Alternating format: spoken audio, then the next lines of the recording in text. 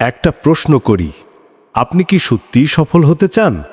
যদি আপনার মনে এখনই হ্যাঁ শব্দটা উঠে আসে, তাহলে এই ভিডিওটি আপনার সফলতার পথে একটি গুরুত্বপূর্ণ ধাপ হতে যাচ্ছে।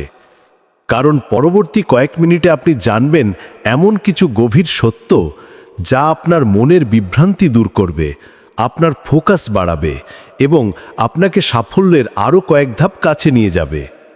কিন্তু সাবধান, যদি আপনি মাঝপথে ভিডিওটি ছেড়ে যান, আপনি হারাবেন সেই অনন্য কৌশল যা আপনার জীবনের গতিপথটাই বদলে দিতে পারত। তাই নিজের ভবিষ্যতের জন্য এই কয়েক মিনিটকে বিনিয়োগ করুন। চলুন আমরা একসাথে যাত্রা শুরু করি একটা শক্তিশালী, শৃঙ্খলিত এবং সফল আপনির দিকে।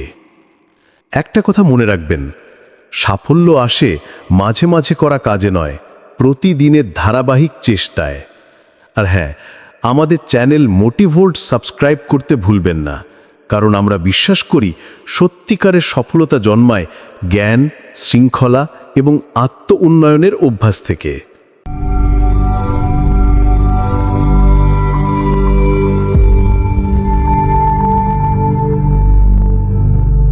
এক সময় এক ছোট গ্রামে থাকত এক যুবক, তার নাম হাসিব।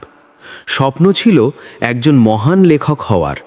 তার হৃদয় ভরা ছিল অসংখ্য ভাবনা, মাথা ভর্তি কল্পনায়। কিন্তু একটি বড় সমস্যা ছিল, সে কোনো কাজেই বেশি দিন টিকতে পারত না। একদিন সে দুপাতা গল্প লিখত আর পরের দিনই সেটি ছেড়ে দিত। কখনো আবার ডায়েরি লেখা শুরু করত, কিন্তু 3 দিনের মাথায় তা আর চালিয়ে যেত না। দিন যায়, মাস যায়, স্বপ্নটি রয়ে যায়, কিন্তু তার কাজগুলো রয়ে যায় অসম্পূর্ণ পাজলের টুকরোর মতো ছড়িয়ে ছিটিয়ে। এক সন্ধ্যায় নিজের উপর বিরক্ত হয়ে হাসিব হাঁটতে হাঁটতে নদীর ধারে গেল। সেখানে সে দেখল এক বৃদ্ধ মানুষ ছোট একটি ছেনি দিয়ে বিশাল পাথরের ওপর নকশা কেটে চলেছেন। হাসিব অবাক হয়ে গেল। ছোট্ট ছেনি দিয়ে এত বড় পাথরের আকৃতি বদলানো কিভাবে সম্ভব? কৌতূহল চাপতে না পেরে সে জিজ্ঞেস করল, বাবা, এই পাথরটার ওপর কতদিন ধরে কাজ করছেন? বৃদ্ধ মুচকি হেসে বললেন, প্রতিদিন 1 ঘন্টা করে, গত 2 বছর ধরে। হাসিব হতবাক। 2 বছর, তাও আবার এমন ছোট একটি ছেনি দিয়ে? সে আবার জিজ্ঞেস করল, আপনি কখনো ক্লান্ত হননি? হাল ছাড়তে ইচ্ছে হয়নি? বৃদ্ধ স্নিগ্ধ দৃষ্টিতে তার দিকে তাকিয়ে বললেন, বাবা, এই ছেনি একা কোনো দিন পাথর ভাঙতে পারত না, কিন্তু আমার নিয়মিত চেষ্টাই অসম্ভবকে সম্ভব করেছে। পাথর এক আঘাতে বদলায় না, কিন্তু প্রতিটি আঘাতই গুরুত্বপূর্ণ।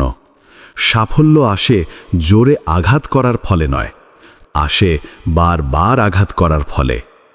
এই কথাগুলো হাসিবের মনে গেঁথে গেল, যেন ছেনির চেয়েও গভীরভাবে।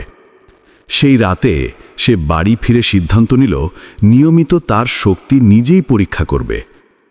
একসঙ্গে পুরো বই লেখার প্রতিশ্রুতি না দিয়ে সে একটি ছোট সিদ্ধান্ত নিল, প্রতিদিন মাত্র 1 পৃষ্ঠা লিখবে, যেভাবেই হোক। প্রথম সপ্তাহটা খুবই আনন্দের ছিল। নতুন নতুন আইডিয়ায় ভরা, কলম যেন নাচত কাগজে।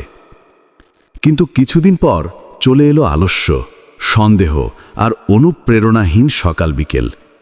অনেক রাতে সে ক্লান্ত থাকত, কিছু সকালে মনে হতো লেখার কিছুই নেই। কিন্তু তার মনে পড়ত বৃদ্ধের কথা, প্রতিটি আঘাতের মূল্য আছে। তাই কঠিন দিনগুলোতেও সে অন্তত কয়েক লাইন লিখে রাখত।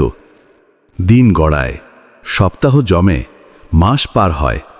পাতাগুলো ধীরে ধীরে স্তূপ হতে থাকে। 100 পৃষ্ঠা, 200 পৃষ্ঠা, 300 পৃষ্ঠা। অবশেষে একদিন টেবিলের ওপর জমে উঠল মোটা এক খাতা, তার জীবনের প্রথম সম্পূর্ণ বই। কিন্তু গল্প এখানেই শেষ নয়। হাসিব যখন বইটি প্রকাশকদের পাঠালো, অনেকে তা ফেরত দিল। পুরনো সন্দেহগুলো মাথা তুলে দাঁড়ালো, হয়তো তুমি ভালো লেখক নও। কিন্তু এবার হাসিব জানত, নিয়মিত তাই চাবিকাঠি। হাল ছেড়ে না দিয়ে সে আবার লিখতে শুরু করলো, আরেক পৃষ্ঠা, আরেক বই, আরেকটি চেষ্টা। এভাবে 2 বছরের ধারাবাহিক পরিশ্রমের পর অবশেষে তার একটি বই প্রকাশিত হলো। ধীরে ধীরে পাঠকরা তার লেখার প্রেমে পড়ে, তার শব্দে অনুপ্রাণিত হয় হাজার মানুষ। হাসিব পরিচিত হলো যে যুবক স্বপ্নকে বাস্তব করেছে দিনে 1 পৃষ্ঠা করে। বন্ধুরা, মনে রাখো, সাফল্য আসে মাঝে মাঝে করা কাজে নয়, প্রতিদিনের ধারাবাহিক চেষ্টায়।